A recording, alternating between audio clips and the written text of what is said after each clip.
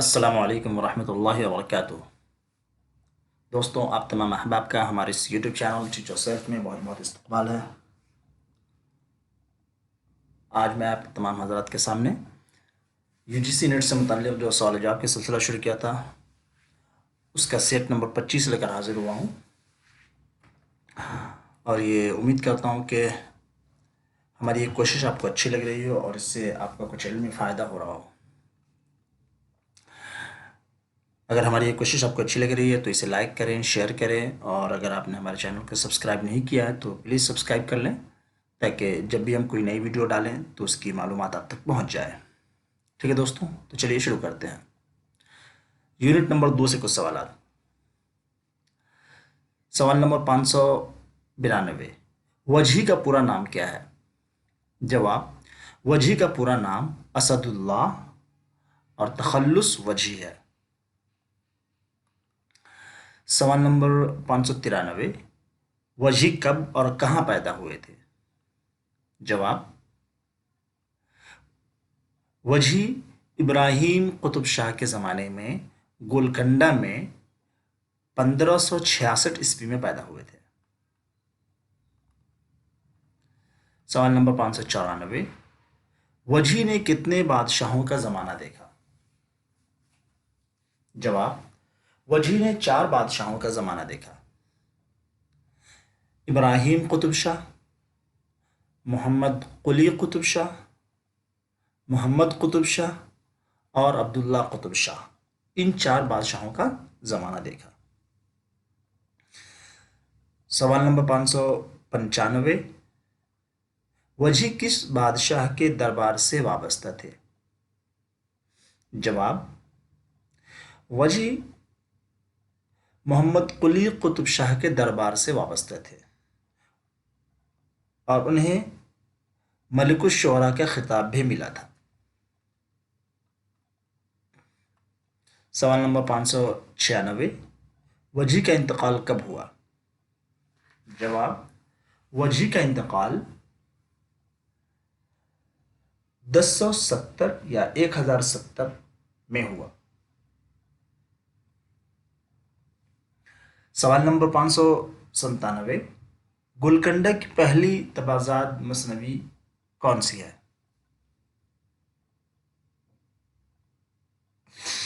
جواب: گولکنڈہ کی پہلی تبازات مثنوی وجہی کی قطب مشتری ہے۔ سوال نمبر 598، وجہی نے قطب مشتری کب لکھا؟ جواب: وجہی نے قطب مشتری 1609 عیسوی میں لکھا۔ سوال نمبر 599، اردو کی پہلی نثری تصنیف کون سی ہے؟ جواب: اردو کی پہلی نثری تصنیف وجہی کی سبرس ہے۔ تو سبرس کو اردو کی پہلی تصنیف مانا جاتا ہے۔ سوال نمبر 600، وجہی نے سبرس کب لکھا؟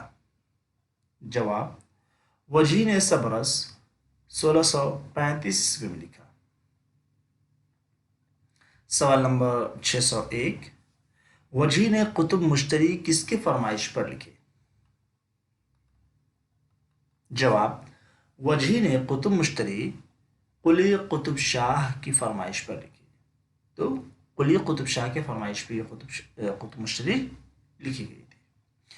سوال نمبر 602، شہزادہ محمد قلی قطب شاہ جس لڑکی پہ فریفتہ ہو گئے تھے اس کا نام کیا ہے؟ جواب: اس لڑکی کا نام بھاگمتی ہے۔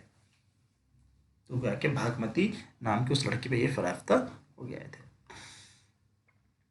سوال نمبر 603، جب محمد قلی قطب شاہ بادشاہ بنے تو اس لڑکی سے شادی کر کے اس کو کون سا خطاب دیا؟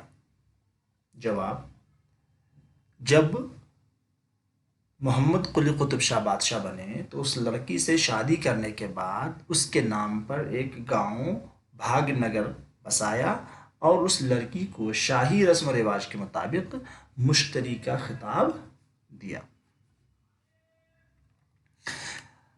اسی طرح سے کچھ سوالات جو ہے یونٹ نمبر 5 سے دیکھیں۔ سوال نمبر 604 رجب علی بیگ سرور کب اور کہاں پیدا ہوئے؟ جواب، رجب علی بیگ سرور لکھنؤ میں 1200 ہجری مطابق 1786 میں پیدا ہوئے۔ سوال نمبر 605 رجب علی بیگ سرور کے والد کا نام کیا تھا؟ جواب، رجب علی بیگ سرور کے والد کا نام مرزا اصغر علی بیگ تھا۔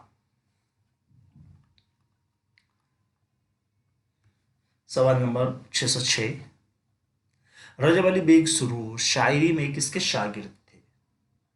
جواب، رجب علی بیگ سرور آغا نوازش حسین خان نوازش کے شاگرد تھے، لیکن وہ بحیثیت نثر نگار ہی مشہور ہوئے۔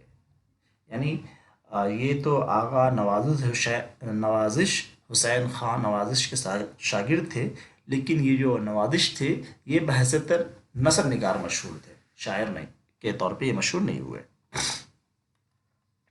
سوال نمبر 607 رجب علی بیگ سرور کا انتقال کہاں ہوا؟ جواب، رجب علی بیگ سرور کا انتقال بنارس میں ہوا۔ سوال نمبر 608 رجب علی بیگ سرور بنارس کن حالات میں اور کس کے بلانے پر گئے تھے؟ جواب، قیام لکھنؤ کے دوران رجب علی بیگ سرور کی نوابین اودھ کے ساتھ قربت بھی رہی اور ناراضگیاں بھی۔ واجد علی شاہ کی حکومت کے خاتمے کے بعد سرور کی پریشانیوں کے دن شروع ہو گئے۔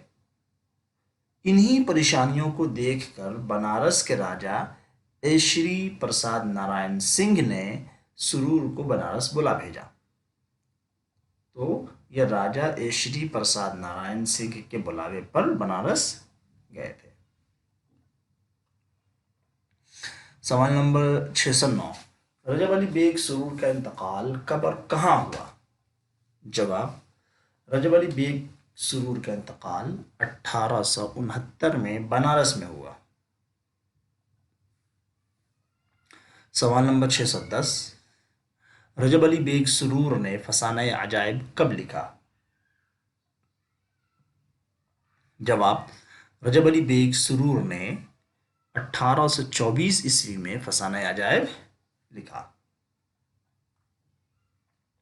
سوال نمبر 611 فسانہ عجائب کو کس تہذیب کی نمائندہ مانا جاتا ہے؟ جواب، فسانہ عجائب کو لکھنوی تہذیب کی نمائندہ مانا جاتا ہے کہ فسانہ عجائب کے اندر جو تہذیب بیان کی گئی ہے، جس تہذیب کی نمائندگی کی گئی ہے وہ لکھنوی تہذیب ہے اور وہاں کے رسم و رواج اور وہاں کی تہذیب کو پیش کیا گیا ہے۔ سوال نمبر 612 فسانہ عجائب میں کس کے عشق کی کہانی کو بیان کیا گیا ہے؟